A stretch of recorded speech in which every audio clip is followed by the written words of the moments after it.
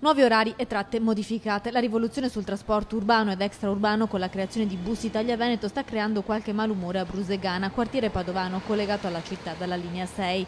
Da settembre, quando scatteranno i nuovi orari, pare verranno a mancare due fermate molto importanti, quella in stazione e all'ospedale. Perdere queste due fermate sta creando chiaramente nella popolazione gravissimo disagio, grande preoccupazione per varie fasce di popolazione. Si tratta di due fermate fondamentali, la stazione snodo utilizzato da studenti e lavoratori per prendere il treno o altre linee degli autobus e l'ospedale raggiunto da molti anziani che risiedono nel quartiere. A questo cambiamento si deve aggiungere il fatto che la linea 6 Brusegana Torre non corre di domenica. Il ruolo però dell'amministrazione comunale è proprio quello di orientare le scelte di Bus Italia su scelte che siano coerenti con le istanze del territorio. Molte le lamentele arrivate dai cittadini che si sono rivolti anche al consigliere comunale del PD Gianni Berno perché si faccia portavoce delle loro istanze con l'assessore alla mobilità Stefano Grigoletto e con quella ai quartieri Marina Buffoni.